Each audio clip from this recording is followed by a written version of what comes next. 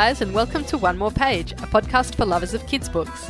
Packed full of interviews, book reviews and industry gossip, not to mention the occasional fart joke, One More Page is your fortnightly foray into the world of children's books. Whether you're a kid, mum, dad, author, illustrator, teacher, librarian, or just one of those people who never grew up, this is the podcast for you. So, let's meet your hosts.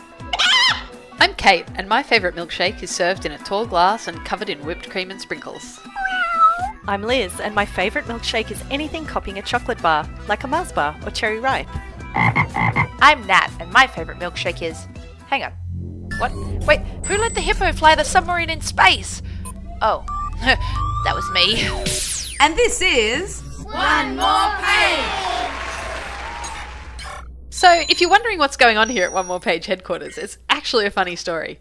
Those of you who follow us on Twitter might know that one of our favourite things to do when we get together, other than talk about books, is to climb aboard our submarine with our pet hippo, blast it into space, and just kind of hang out, drinking milkshakes and playing space frisbee with a three-eyed alien. That's right, we do. And you can even check out the awesome picture by Jules Faber in the show notes.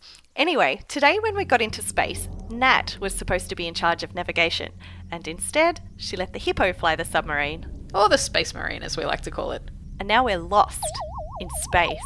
And we're never, ever, ever getting home.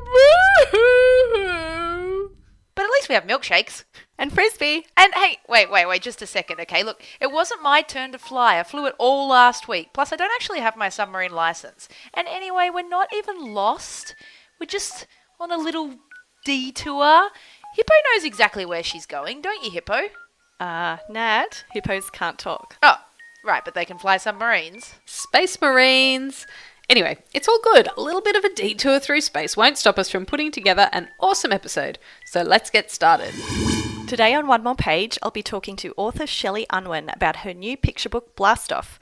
And on Kids Capers, Nat asked the amazing students of Westall Primary School to do a bit of creative writing of their own. But first off, it's shout-out time. Nat, what's caught your eye this week?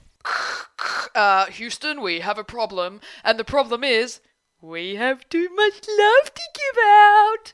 Today we're giving a shout out to an awesome website called Storytime from Space. I know, it sounds like astronauts reading picture books while floating around in space, right? Well, that's because that's exactly what it is.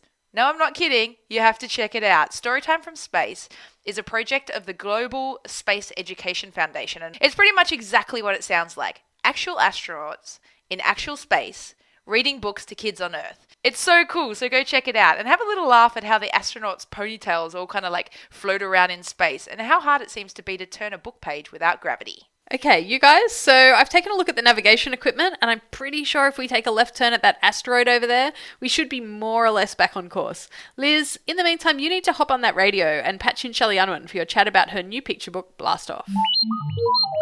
Shelley Unwin is an Australian picture book author with a series of picture books known as the Your Series, celebrating ages 1 through to 5, published by Allen and Unwin in 2017. This year, Shelley is blasting into space with her next picture book, Blast Off, with Penguin Random House.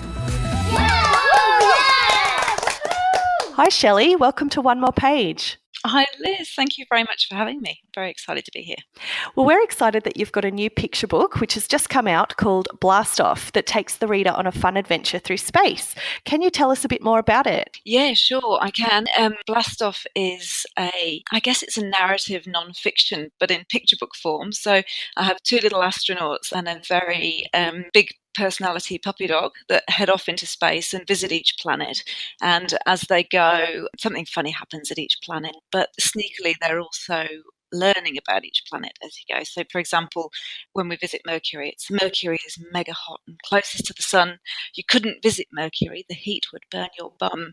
So they're learning about the planet being a hot planet, but they just think it's really funny because it's got a good bit of boy humour in it. And as you go through the book, you visit each planet. And then at the end, we've got a few pages of fun facts about each planet that support what they've learned on each page. And at the bottom, there's a little timeline as we travel through space so you can see where you're up to. So it's a really fun and fact-filled book. Yeah, it does sound so much fun. I'm wondering what inspired you to write this story. Yeah, look, it was my son. He was 3 at the time, Harrison, and mad about space. And it a really good fun to talk to kids about space. But we'd head off to the library and pull out lots of books. And he wanted to learn the facts, but we found that the non-fiction books were a bit heavy, a bit overloaded with facts, and so we'd only get through a page or two before he'd then want a story. So it was sort of driven by wanting to create a story that also taught the facts. So yeah, he loves it, and he loved it before the illustrations came along too, which is obviously for kids they like the illustrations add so much to them. But he used to love just listening to me read it without looking at pictures, which is always a good sign. Yeah, definitely. So I'm also interested in the way you've created this, like fun facts, but turned into a bit of a fictional fun story with the characters.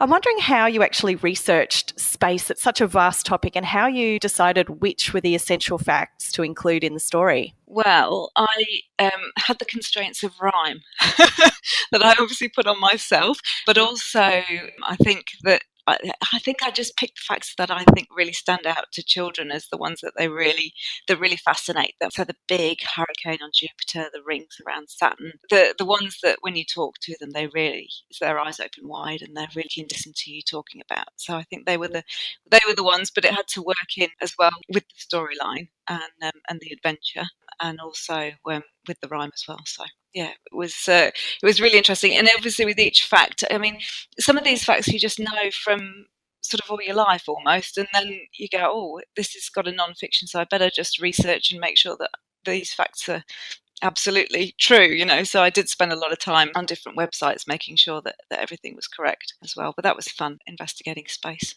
Yeah, sure.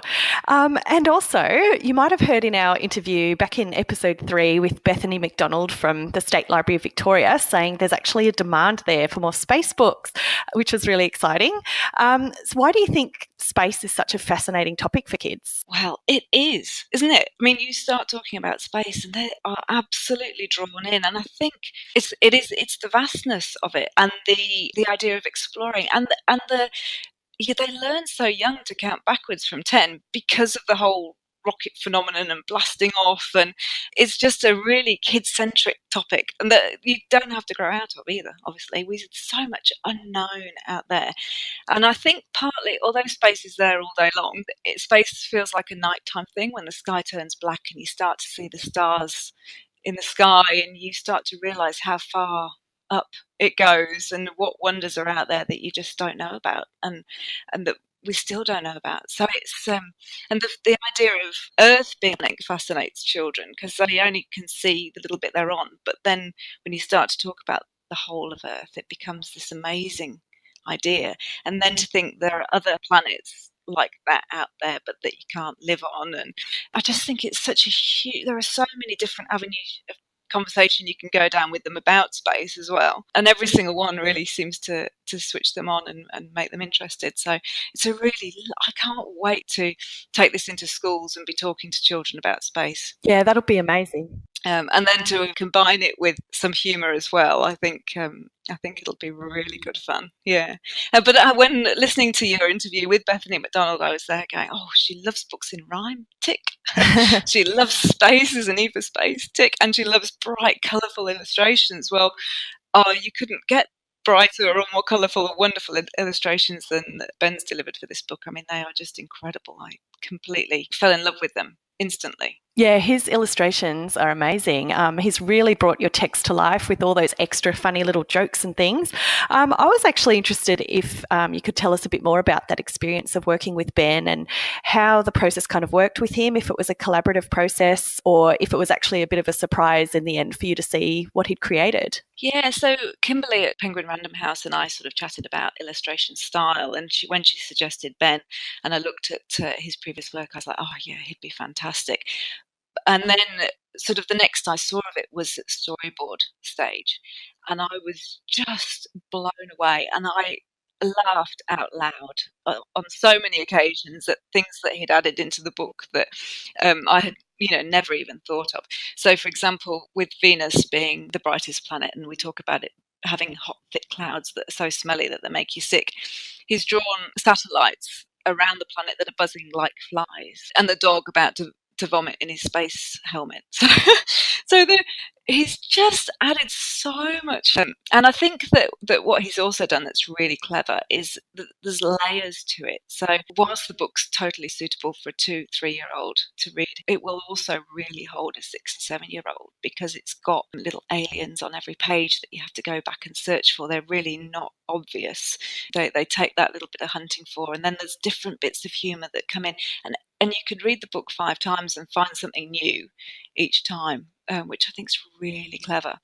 So as far as collaboration, really, it was just feedback going, "You're amazing. I love it. Thank you 1,000 times." Yeah.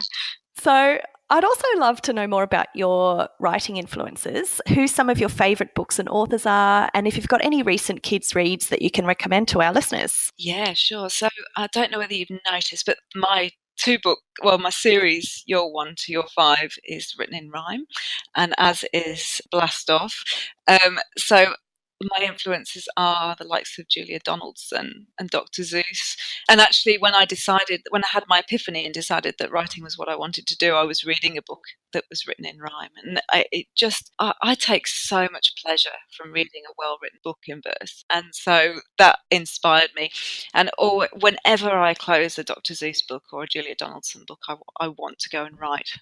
They're so clever, and they're so beautiful and lyrical, and the way that they use their words, it's so natural and flows so well. So they really inspire me. And my favourite up-and-coming author illustrator would be Aura Parker. I just love the whimsy of her work. Her illustrations are to die for. So I don't know whether you know the Jelly Bean Tree. I think it's My Magnificent Jelly Bean Tree. She illustrated that, and a book, Twig, about starting school. I can just fall, so clever. So they'd be my recommendations for people looking for picture books at the moment, I think. Fantastic. Yes, I love Aura Parker's work as well. I love Twig. It's beautiful. And I think I've seen some hints on social media that there's more coming. I think she's got another book. Oh, great. Well, we'll have to look out for that. And how about you, Shelley? What's next for you? Oh, yeah. So exciting things happening. I have another book coming out in October. There's a baddie running through this book, which again is written in verse and is a very funny chase of a baddie who's running through the book, stealing things off people, and every time he steals something, somebody else joins the chase. And that's illustrated by Vivian Toe, who's obviously had huge success lately with the book she's illustrated for Margaret Wilde, The Sloth Who Came to Stay. So that's really exciting. And lots of work in progress. So, but for now, Blast Off is obviously key focus. I'm loving the response it's getting. I think the front cover is really drawing people in, and people are just loving the humour of the book. So it's very exciting. Yeah, I think it's going to be a huge success. I mean, the way that it weaves facts in with like a really fun story with lots of humour as well, I think it's going to have major kid appeal. So it's really exciting. And what's the best place for our listeners to find you online and find out more about your books? Yes, well, it's been really busy, so I apologise if it's not mega up to date, but I have a website, www.shelleyunwin.com, which is easy to find. I'm on Facebook as Shelley Unwin Author Page, and I'm on Instagram as @UnwinShelley. So love to meet people there and have a bit of a chat about the upcoming books. But yeah, I do apologise. It's been such a busy time. All sounds great. Well, we'll put some links to that in our show notes. And thank you so much for joining us in our space-themed episode of One More Page, Shelley. It's been great to chat to you today, and I'm so excited to listen to the whole cast. I've heard what Nat's been up to with the kids this time, and I think it's going to be really funny. Yeah, it should be. Okay, thanks, Shelley. Thanks, Liz. Bye. Bye. Aw, that was so good, Liz. I swear, Shelley has more talent than Jupiter has moons, and Ben's illustrations for Blast Off are hilarious. And speaking of hilarious illustrations, next episode I'm going to be talking to the one, the only Lee Hobbs, the talent behind Mr. Chicken, Horrible Harriet, and Old Tom. So don't forget to listen in. Hey, did anyone remember to pack any food? I was kind of hoping for space food sticks, or maybe some of those little packets of freeze-dried strawberries. What? Strawberries? Nope. Pretty sure we didn't bring any of those. Nope. What? Yes, we did. They were in the cupboard next to the spare Frisbees. Just there. Oh my God. Nat, did you eat all the little packets of strawberries? I was hungry. strawberry, and they were so good. But you know what I didn't eat? And that's the books. Books. See? Who needs strawberries? Liz, tell us about what books you've been reading lately. Well, I was just looking for some engaging non-fiction for kids, and I came across the most eye-candyish non-fiction I might have ever seen. It's called Australia Illustrated by Tanya McCartney, and it's published by EK Books, and it is simply stunning. It's divided into sections for each state and territory, with spreads depicting the iconic places, foods, and experiences from each area. There's terrace houses in Melbourne, monster shakes in Canberra, and kooky place names in New South Wales, with so much to see on each page. The book is really vibrant and colourful, and it's got so much detail to take in, with collage used as well as illustrations to create a visual feast about everything from food trucks to the Daintree to cheese and dangerous creatures. As well as the illustrations, there's quirky facts to discover too, and I even found that the imprint and acknowledgement pages had some fascinating facts as well. They revealed that Tanya spent a year creating the book, and that she not only wrote and illustrated it, but she did everything from the design and the layout to creating custom fonts for it as well. It's something that would make a really beautiful gift or even a coffee table book for readers of any age. Yeah, I had a quick flick through it. I haven't had a full read yet, but I'm dying to once I can pry it from Liz's little hands. But it's amazing how much detail it's got on each page. It kind of reminds me a little bit like of Animalia in a weird way. You know how you could like look at each page of that for like hours? This is kind of the same. There's like cool little selfies of animals and quokkas, and it's amazing. It's so well laid out. That's awesome. And what's the go with monster shakes? Because, like, I've heard of these things, but I'm not entirely sure what the go is. You've never had a monster shake? Seriously, Kate, no milk on your cereal, no monster shakes. I feel like Kate hasn't lived. Maybe Kate's just really healthy. Maybe we're just not. Maybe that's the issue. They're like the new milkshake where it's whole donuts and full Mars bars shoved inside. Lollies, and ice cream. Look, I'll giant. show you. This is the picture in So is it a Australia typical Illustrated. Canberra thing? It started It started in Canberra. there, but it's everywhere now. It's everywhere now, yeah. Okay. All right. Well, we're going to Canberra soon, so maybe I'll check it out. Yes. You could go to the home of monster shakes. Poor Awesome. Kate's kids. They must eat like celery sticks and... Hey, they've had milkshakes. they not just didn't monster have ones. donuts in them. that's not a milkshake. Oh, for someone who's living on a spaceship with milkshakes, you really need to learn about your milkshakes, young lady. This is true. So, Nat, what have you been reading? Well, I mentioned last episode that I wanted to be an astronaut when I grew up. Well, now that I clearly have achieved that goal, I thought I'd research what else I might want to be when I get older. So I read a great new picture book called When I'm Older by Neil Flory and illustrated by Somak Chaudhry. Now, when we think of illustrating, we normally think of drawing, right? Well, this book is a little different. The book is illustrated by clay modelling. It's sort of hard to describe until you see it, but essentially the book explores all the possibilities of what you could be when you get older, and that your imagination has no limits. Somak has then crafted beautiful creations from clay that have been photographed on a white studio background. It creates a really bold and impressive visual, and all of the designs are made from the same blue clay, so it ties in well with the idea that one person, or a piece of clay, can be anything it wants to be.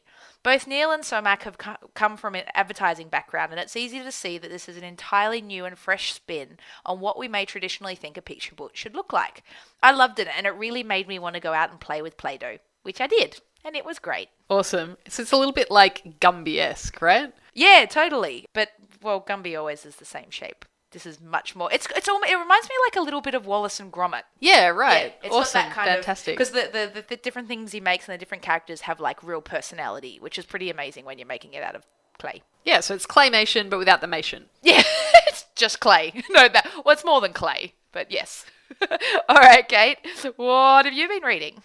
I've been reading The Pyramid Puzzle, starring Olive Black, written by Alex Miles with art by Maud Gesney and published by Fern Press. It's the 5th book in the Olive Black junior fiction series about a regular primary school kid who also happens to be a world-famous movie star. In The Pyramid Puzzle, Olive's movie has her starring as an archaeologist, unearthing the past in Egypt. Back at school, she finds she needs to delve into the past again to solve the mystery of the new teacher on the block.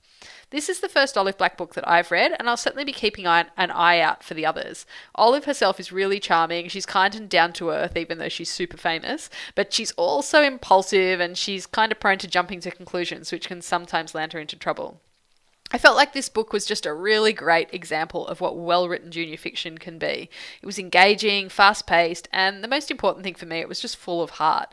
Yeah, there's a mystery to investigate, but the thing I liked most about it was this beautiful subplot about the disservice that we do to people when we judge them by the image they show to the world. It was kind of about taking a chance on that kid who's the outsider and finding out there's more to them than meets the eye. I would heartily recommend Olive Black to kids around the ages of 7 to 10. Something that I really love about junior fiction, and Liz writes junior fiction, and she's really good at this too, is the way junior fiction writers make what might be considered small life events into really big deals in the book. Like, I've just started reading this Olive Black book. I got it from Kate. I'm only partway into it. But I already want to know what's the deal with the new teacher, you know? And when you compare it to fantasies and stuff like that, you'd think the arrival of a new teacher would not be that big a deal. But in junior fiction, it changes the entire landscape of their world. And I really love that. I love the intensity that junior fiction writers bring to those kind of details in a book. Yeah, and Alex Miles is really fantastic. She's done a few other things for that age group. Like, I think she's part of the team of writers who write Zack Power, like, under a pseudonym. So she's definitely got a talent for writing for that younger age group. Cool. So, now it's prize time, Kate.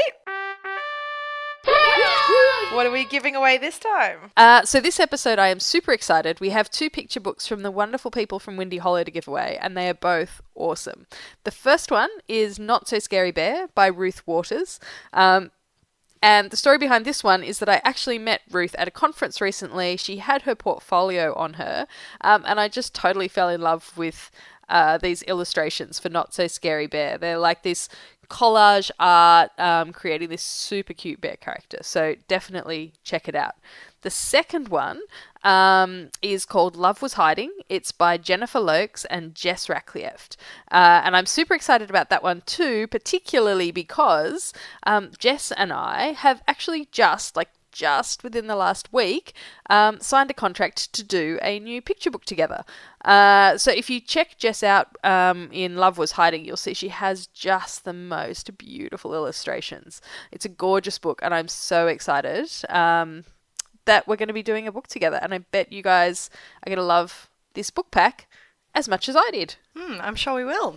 So to be in the running, go to our competition page at onemorepagepodcast.com/win and tell us in 25 words or less what you would do if you could spend one day lost in space. And speaking of lost, how are you going over there with the navigation, Kate? It's all good. The GPS has provided the SS1MP location in the CTRS, and the software has converted it to J2000 for use by the GNC software. If I'm not mistaken, the aphelion of Jupiter should be coming up just outside your portal now. Ooh, an aphelion. I love aphelions. What's an aphelion? You know, it's like it's one of those things with the, and it has the... Anyway, what are you doing looking at the portal? Don't you have a kids' capers to organise? I certainly do. Kids, get ready to zero your gravity, extra your terrestrial, and say hello to the weird little green guy that's just outside my window. Hey, little green guy. It's time for... Kids' Capers! Ooh, am I right that it's going to be something a little spacey this time, Nat? What on earth gave that away, Liz? But you're right. This week, the amazing kids from Westall Primary School in Melbourne whipped up some awesome space stories for us. And then I wrangled some of my astronaut and alien friends to bring their stories to life. So let's hear the stories from the amazing space kids at Westall PS and their fearless leader, Captain Mr. Carl. Sounds amazing. Let's have a listen. Kids Capers! Hi, my name is Christian, and I am 8 years old. My story is called The Missing Spaceship. It is about a spaceship stuck in space with an alien bird attacking it as the crew try to get back to Earth. Just another relaxing day on a high-tech intergalactic spaceship. The kind where nothing ever goes wrong. Pilot Pat, can you pass the Tim Tams? No problem, Captain Amy. I'm sure this high-tech intergalactic spaceship can fly itself for a little while. Would you like a milkshake too? Aw, Pilot Pat, you're the best.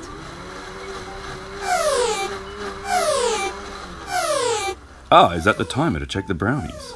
Oh no, it's the fuel. The fuel is running out. That's not even the main problem. There's an alien bird flying towards the high-tech intergalactic spaceship. What should we do? I don't know, you're the pilot. But you're the captain. This is no time to get stuck on details, Pilot Pat. Eek! He's trying to break through the glass. Don't worry, this is a high-tech intergalactic spaceship. The window glass is sure to be alien bird-proof. Or not. But look at all those broken planets in the distance. That alien bird must be strong and dangerous. That's the worst kind. The weak and safe ones are kind of cute. Oh no, if the alien bird breaks the engine, we won't get back home. What should we do? I don't know. You're the captain. But you're the pilot. Look, we have just enough fuel to return to Earth, and that alien bird is slower than our rocket. Well then, enough talking and more piloting. Hit the button. Let's go home. Is it this button? Seriously? How did you ever get your high-tech intergalactic spaceship license? Yay! Woo! Yes, we're home. Hello, Captain Amy speaking. Be on your show to talk about my miraculous survival on a high-tech intergalactic spaceship? I'd love to. Yes, of course, Pilot Pat has his license. Or not. Hi, I'm Valentina. I am 9 years old. My story is called The First Dog to Go to Space. It is about a dog called Max. He misses his owner, who is an astronaut going to Mars. So Max sneaks onto the rocket when his owner is distracted. It's so nice to be kicking back in the Bahamas with a good book and my holiday from NASA. No spaceships to fly, no asteroids to dodge, and no moon buggies to wash. It's a good day, Max.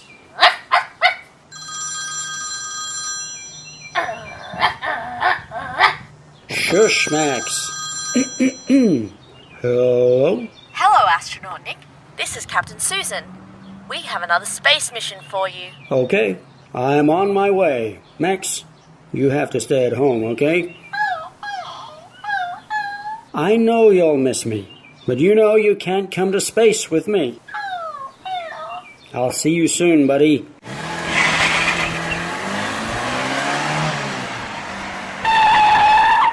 Wow, that was quick, Astronaut Nick. I thought you were in the Bahamas. I was, but when space calls, I come quick. This better be good, because there is only one place I dream of going to more than the Bahamas. Is it Mars? Because we need you to go to Mars. What? This is a dream come true. Now launching. 10, 9, Wow, 8, you guys don't mess 7, about, huh? 6, I haven't even packed 5, clean undies. 4, 3, Okay, 2, let's do 1. this. Blast off!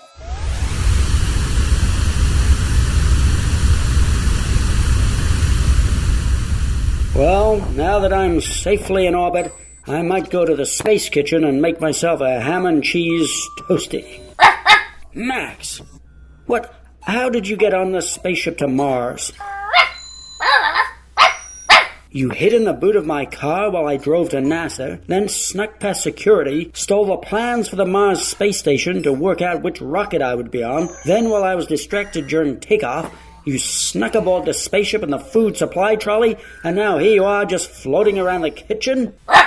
Who's a bad but freakishly clever space dog? It's okay, Max. You can stay. Lucky I bought this dog-sized spacesuit with me, just in case. Now, who wants a ham and cheese toasty? Hi, my name is Sue. I am 9 years old. The title of my story is The Big Space Rescue. My story is about a boy named Maximus who was accidentally launched into space and abducted by aliens. What's up in space? Hey there, space dudes! I'm Maximus, and welcome to my vlog, What's Up in Space?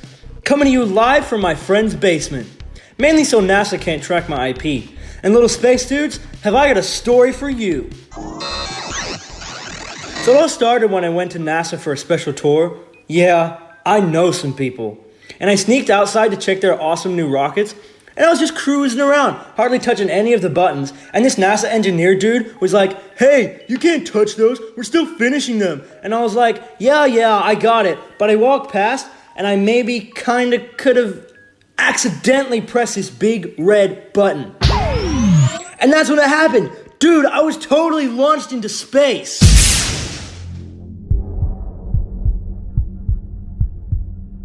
Hear that? That was my heart beating like 10,000 times a minute. I thought it was going to shoot right out of me.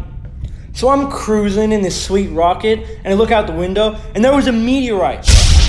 Yeah, I panicked. I tried to turn the steering wheel, but... So now I've got a rocket with a big hole in the side.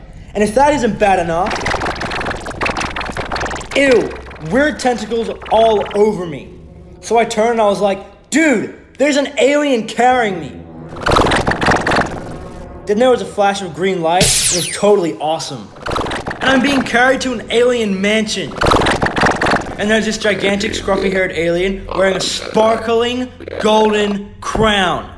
So I'm like, this dude's got to be king. He gives me this slow, long look, and I'm like, dude, totes staring, totes rude. But he's a king, so he doesn't care. And just comes to me all stomping and stuff. So now I'm like seriously scared. And I'm kicking and slipping and wiggling, but I can't get away. Then there's this other flash of light. Red this time, which is cool because I dig red. And then I'm all like, no, not another alien. And then I see it was NASA, and I'm like, phew. I was seriously relieved. The alien dude was so distracted, I just slipped myself out of the alien's tentacles, ran towards the ladder that NASA had dropped me, and boom! Check me out, I'm back on Earth. And that, little space dudes, is a story of my crazy spaceship launch. So NASA totally helped me out, but they were not happy about the whole rocket borrowing thing, so I'm just laying low for a little bit. I still have nightmares about those creepy alien dudes. Super stoked they're like light years away. Ah! What's up in space? Kids Capers! Okay, just wow. Nat, those stories were amazing. There was comedy, there was drama, there were high stakes, there was absolutely something for everybody. And yeah, what an amazing production. That was just out of this world. And if anybody's interested in checking out the original stories that the kids sent in to us, please do go to our show notes because they will be there in full and you're just going to love them. I know, those stories were so good and I had so much fun putting them together. I've got to give a shout out to Ben, Wayne, Alana and Hayden who helped me out with doing the voices for the stories. And of course, if you're wondering who did the amazing job of Max the dog, that was me. Yeah, my starring role. Oscar worthy, I think. So I also really love how this school apparently plays one more page in class time. How cool is that? Seriously cool. These kids are super cute and Mr. Carl is literally, must be the coolest teacher ever. Definitely, but they get to also do like activities related to our episodes. So if we've asked an author some questions, the kids might get to answer those questions or draw a picture or write a story to do with some kind of prompt from our podcast. So yeah, and it's really funny because Mr. Carl is super active on Twitter as well.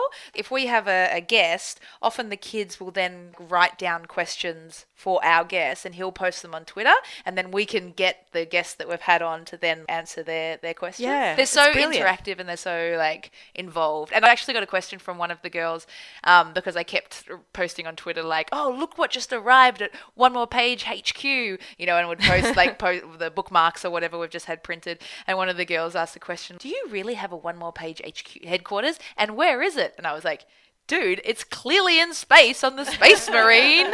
And it is. Yes, and that's where we are right now.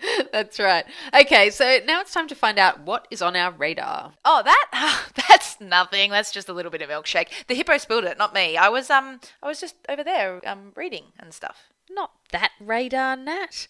Although, now that you mention it, the paper towel is right there in the cupboard if you want to use it. The paper towel is right there in the cupboard if you want to use it.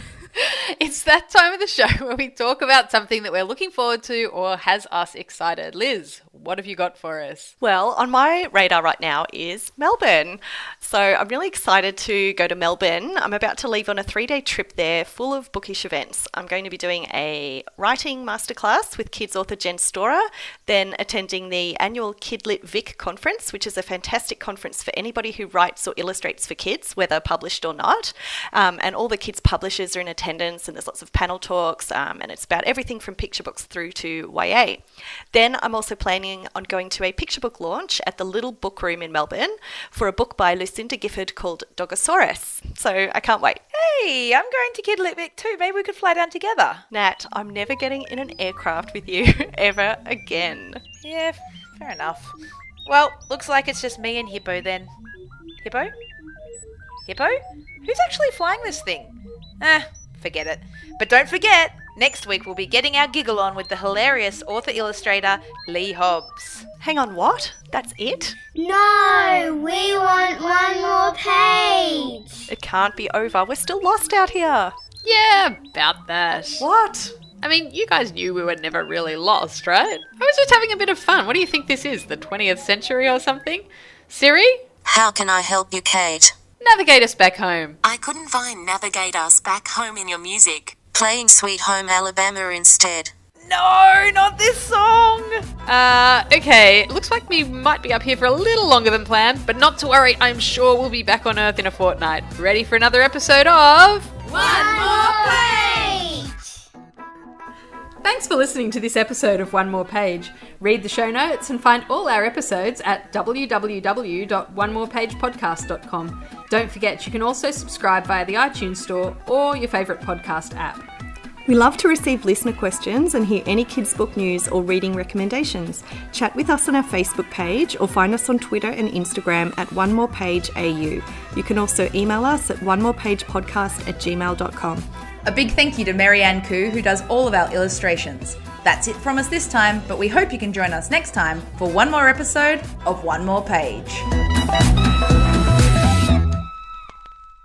Hi, Siri. Hello, Nat. What can I help you with? Don't tell Kate I'm playing with her navigation system, okay? I can keep a secret. So, what you doing?